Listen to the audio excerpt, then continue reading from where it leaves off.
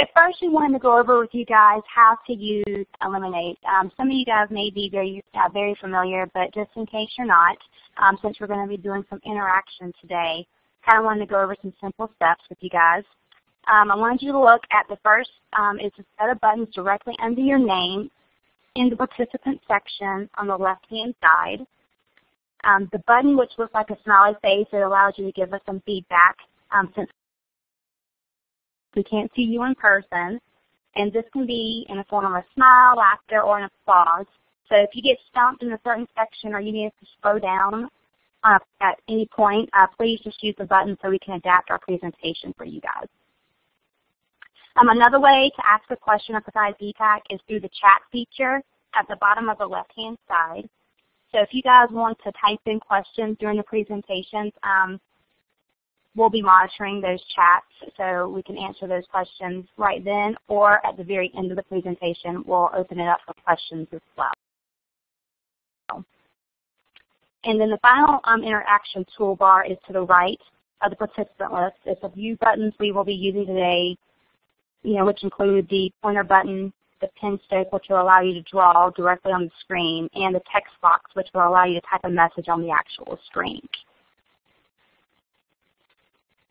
So let's go ahead and use these real fast.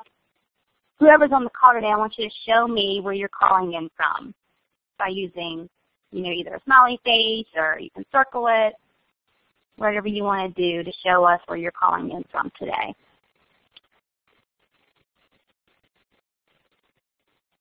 All right, I see Colorado, Washington, California. Perfect. Oh, all the way up in Maine, Florida, Alabama, Idaho. Perfect. All right, I just wanted to make sure you guys are familiar with using these tools, so looks like you got a pretty good grasp. Well, wonderful. So we have some people from all over today. So thank you again for calling. Yep, I just saw Georgia pop up. Great.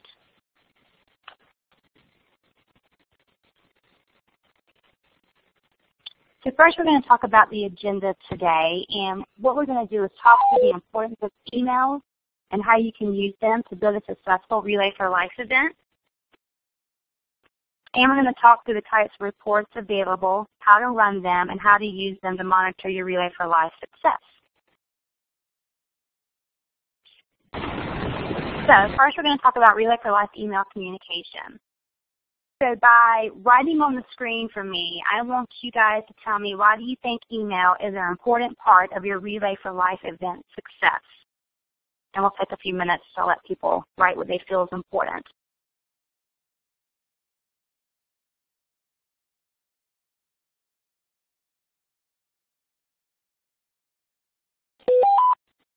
There we go.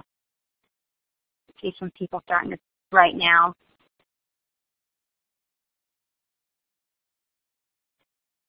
So some examples would be, share logistics information or build enthusiasm. Perfect, great way to communicate. Fundraising messages. That's a big one.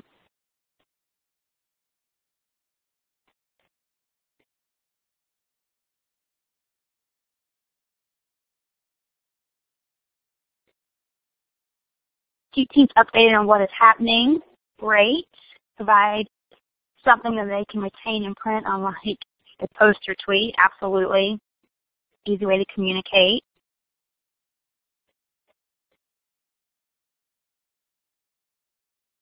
Perfect. Well, of course, as you can see, communication is one of the main parts of a great email campaign. I still see a couple of you guys typing stuff, so I'll let you finish that up.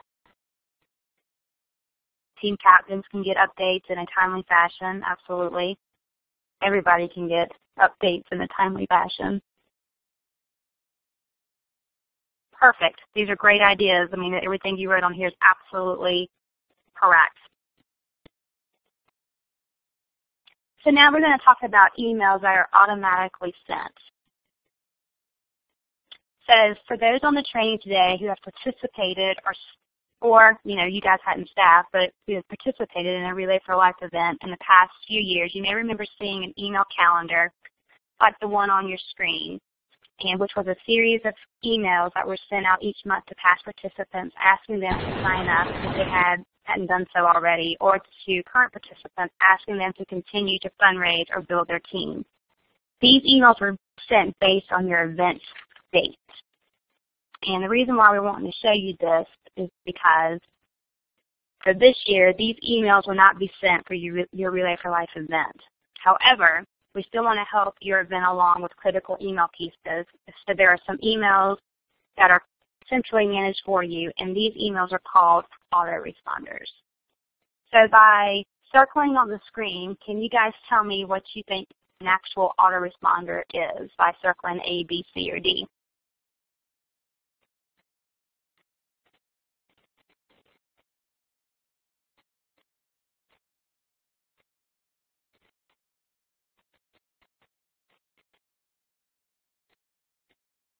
All right, I'm seeing a couple Ds.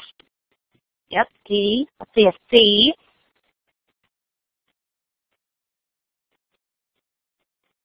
Well, if you guys circled D, you're absolutely correct.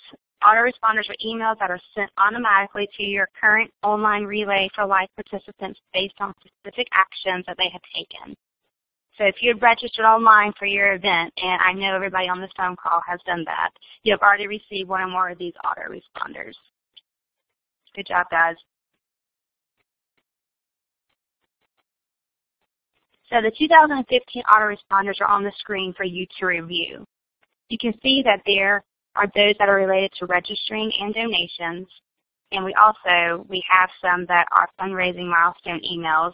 As individuals exceed certain fundraising levels, they will receive an email to let them know about this new achievement and provide tips on how to get to the next one. Relay for Life participants will also receive 4 triggered emails that are based on their registration date. After registering online, participants will receive communications on set dates that provide fundraising tips and progress. So here's a screenshot of one of those actual registration triggered emails. These emails are highly customized for participants so they really engage the individual with how the participant in Relay for Life and what they have been doing online. So for example, the email that you see on your screen not only pulls in the participant's name, their totals, their email sent from the dashboard, but also has a special message that will only appear if this individual is a team captain. And because this individual has not yet downloaded the Facebook fundraising app, they get a reminder of what a great tool it is. Those who have downloaded that app will see a different fundraising tip. These autoresponders, both the registration date-triggered ones as well as the more traditional ones you're used to seeing, are built to touch base with participants throughout the Relay for Life season as they continue to get engaged with the fight against cancer. So now I'm going to turn it over to Paige, and she's going to start talking a little bit about the 2015 national emails. Thank you, Ashley. So in addition to the autoresponders, there will be some emails sent to all Relay for Life participants centrally on your event's behalf. And these emails include things like our national newsletter that gets sent out each month, as well as 3 national challenges. Now, your team ambassadors and people leads will also receive specific communications based on their roles. We have a calendar available for you so that you're aware of all these communications and when they're going to take place, and give you a better sense of kind of what communication is going on for your event's behalf. Of course, we know that we can't do all your emailing for you, and you as online chairs and advocates really play a key role in continuing the email communication for your event. So throughout the Relay for Life season, be sure that you're sending additional emails that are specific to your event and the plans that are going into your event.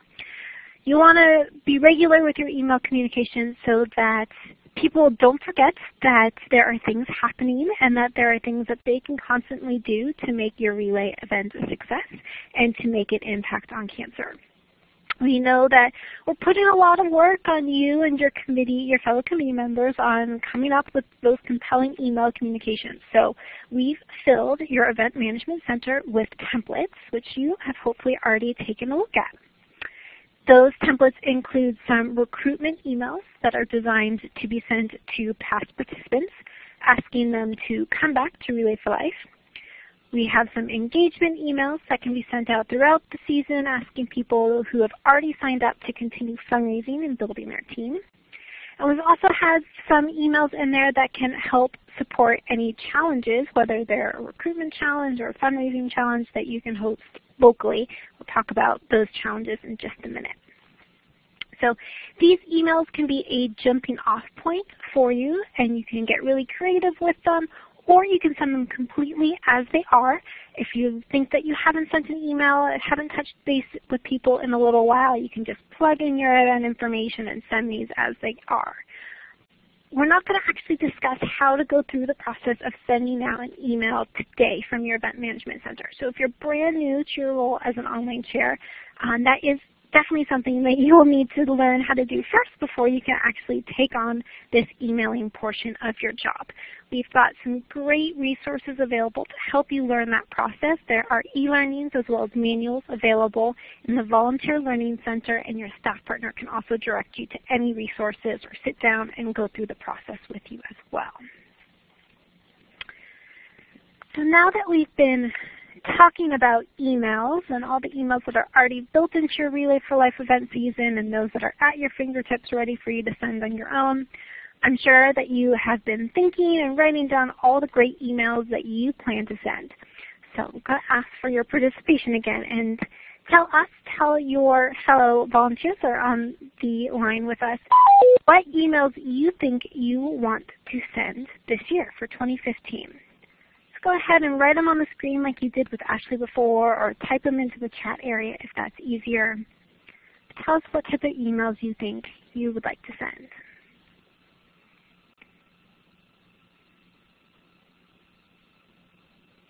I got very exciting online challenge emails, recruitment emails, invites to team rally, upcoming fundraisers is coming in the chat area. Updates on team fundraisers, we love that one. Meeting reminders, fundraising ideas. Relay for Life Alameda says recruitment reminders, invites to kickoffs, invitations to join the leadership team. Awesome.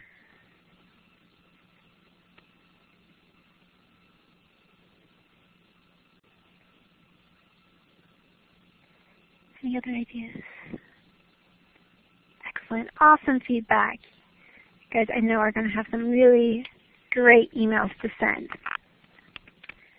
Now, before we transition to talk about other things, I do want to share some best practices of emailing that will help ensure that you have successful messages when you start, that you already shared with us on that previous screen. So one of the best practices that we can share with you is using the email schedule to base your communication send dates. So sending multiple emails on the same day, or even sending out a couple emails within a few days of each other, can decrease the effectiveness of both emails. So use a calendar of when those kind of national newsletters are being sent out to guide you on what days are good email days and which ones are days to avoid when necessary. Also, when you're coming up with your email, think about who you are talking to and what you want them to do. Really tailor your message to that specific audience so that it relates to them and that they feel like you're actually talking with them and having a conversation. You can use the customization tools in the WYSIWYG toolbar of the email to segment the message, and you can also use some filtering tools in the delivery process to best identify who the message is sent to. And you can learn about those in the manual and e-learnings that are available about executing the message. A third best practice is to limit your action items. We can all get overwhelmed when looking at a laundry list of to-do items. So limit your emails to a few key actions. This will make the task more manageable and will make it more likely that the recipient of the email will actually complete that action. coming up with a subject line is probably the hardest part of writing an email, but think of short and punchy subject lines to really have fun with your messages and make sure that people take notice of their emails when it's in their really busy inboxes. Now we know, and you probably know this yourself, that most people check on their emails on their phones or other mobile devices. So when coming up with your email, think about how it looks on your mobile phone.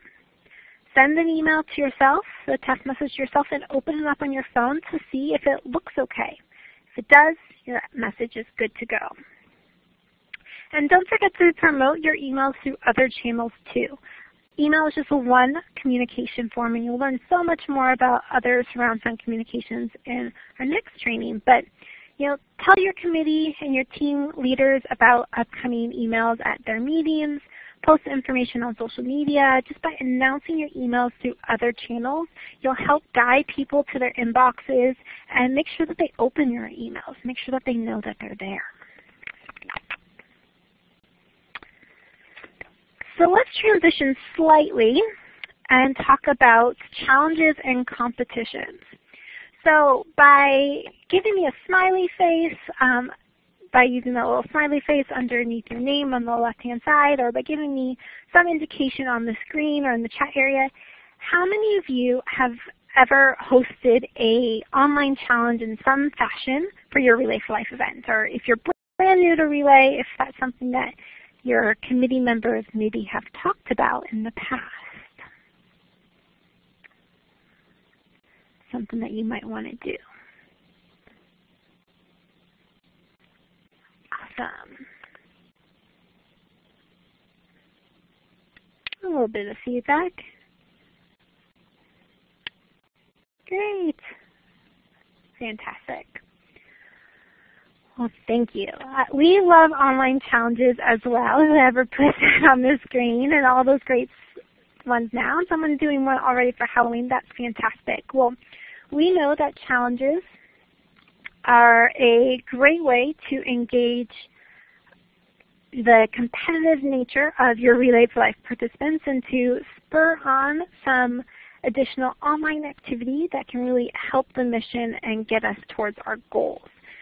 So we have put a lot of time and energy and thought into what challenges could be successful for your events for 2015.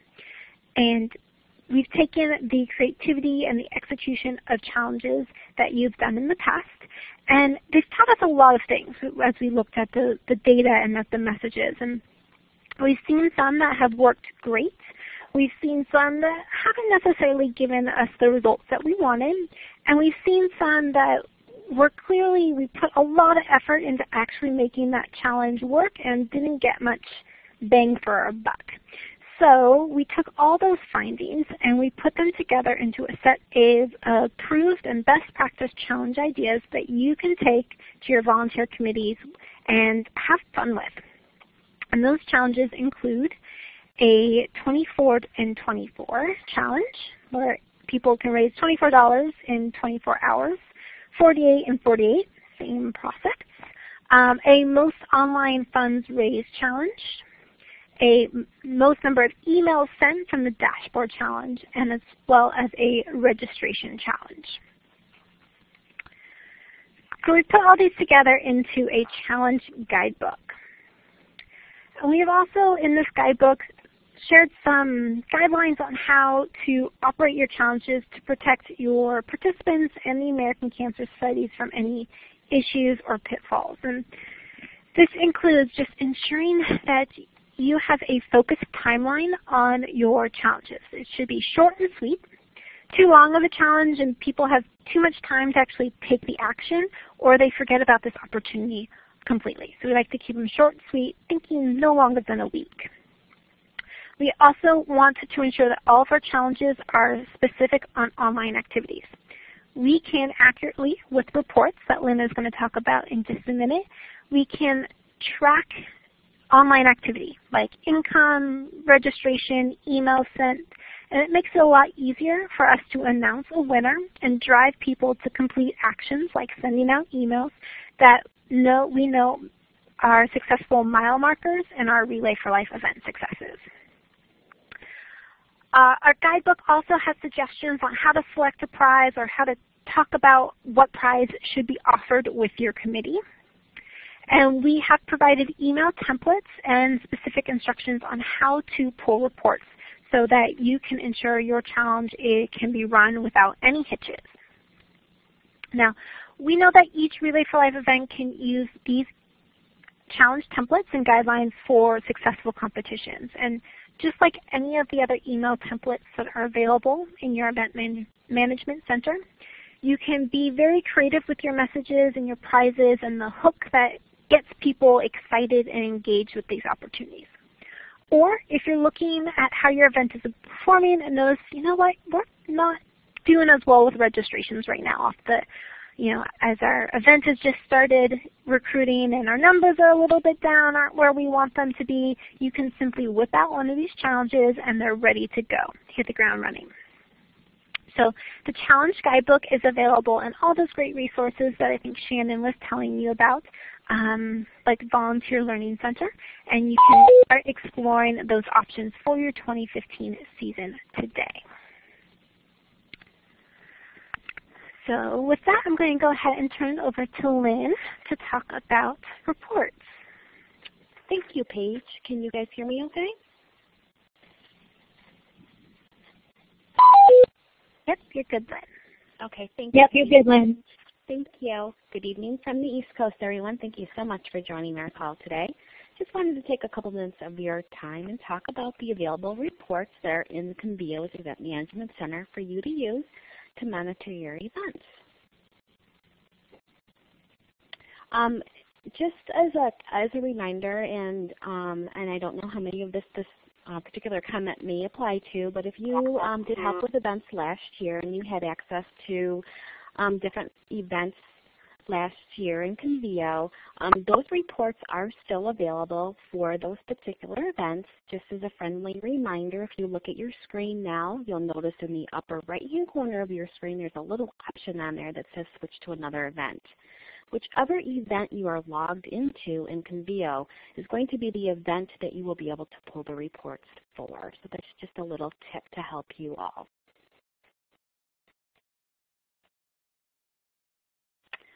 This is what the Event Management Center looks like for reports. All the reports are going to be standardized this year across the nation, which is something new for us. Just as a brief example, we have reports that are going to be available in Convio's Event Management Center for quick snapshots on how your event's doing that would include on and offline fundraising dollars, also include the number of teams and participants that have signed up for your event, down to reports that are very detailed about your individual participants that have signed up for your events, how many emails they've sent out, what kind of fundraising they have done, team level fundraising, all kinds of great kinds of reports to help you manage your events. Some of the reports that are kind of new this year that we've added in to Convio are reports that have something called a date range. You'll notice on the screen, report number 2 says event team summary report with date range.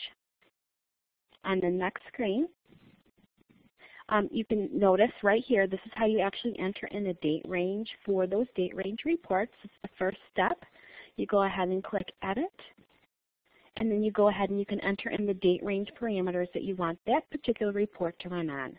These date range reports have been designed for you to help monitor your challenges or monitor activity that has taken place within the date range that you enter for the report to run.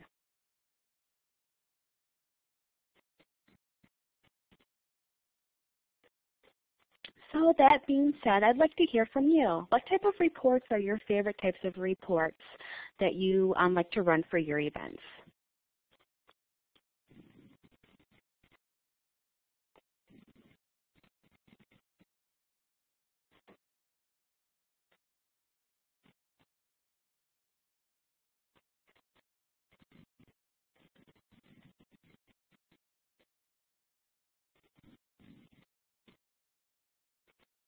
Participant registration report, individual fundraising report,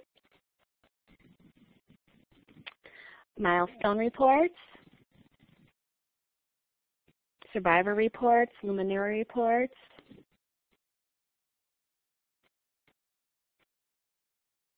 And all of those reports are available for you all to run this year in Convio's Event Management Center. And Lynn, while I'm looking at the chat box, maybe you can answer this really fast. We had someone state that they couldn't locate a report that includes team or individual goals, and they wanted to know if that would be added. That actually has not been requested yet this year. That is the first time I've had that particular request. That is definitely something we can talk about offline and add it in if it's a need, for sure. Thank you.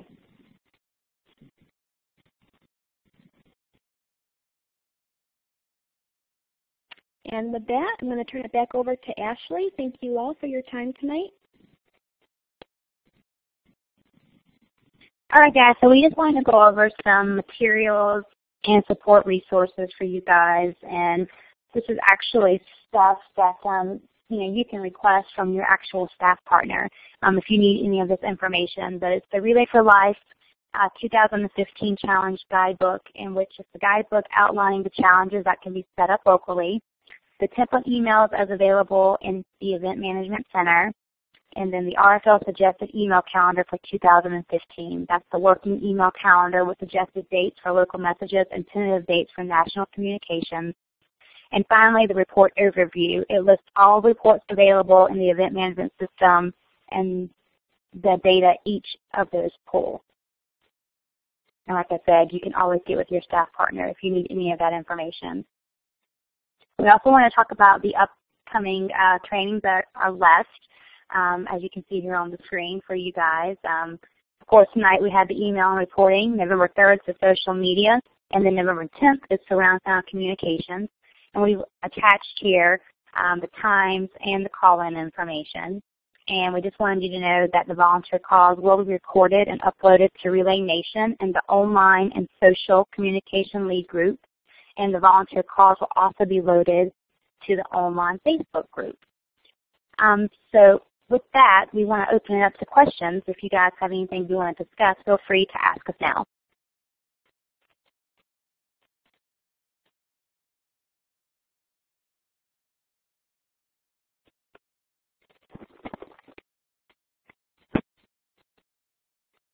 No questions? I see one in the chat box about the PowerPoint being available after this webinar. When you go, it actually will be linked. It will be the PowerPoint and the actual recording of the training that will be uploaded to Relay Nation and the online and social communication lead group. So you will be able to see the PowerPoint along with the recording. But we will not be sending it out for reference.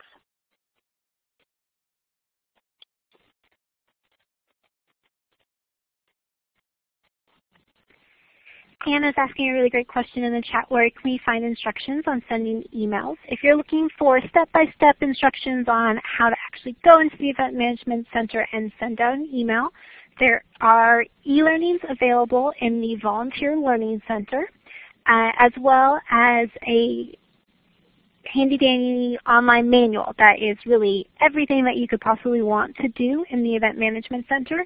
And there are some heavy chapters with pictures included on how to send out emails. So that can help guide you through the process of actually copying a template, customizing it, and sending it to your audience.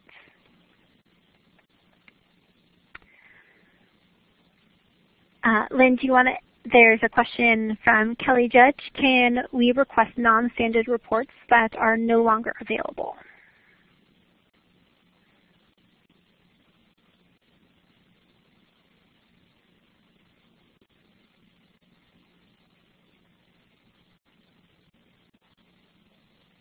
Lynn, you might be on mute. Yep, or she may have possibly popped off. You guys hear me now? Yes. There we go. Okay, wonderful. For reports that were available last year, I would not be surprised if those reports are actually available this year, but just called something different. If you can't find what you're looking for, please work with your staff partner so we can get those reports available for you in EMC.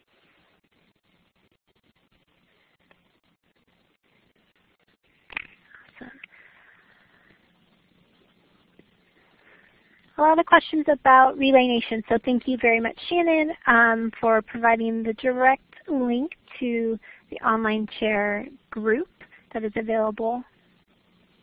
And we'll be sure that if you can't find it, also your staff partner, I'm sure, has the link bookmarked and can send you right there.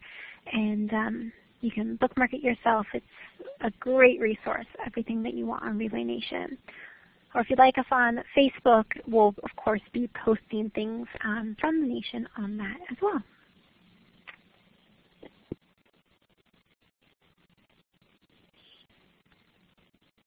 Do we have any more questions before we wrap up the call?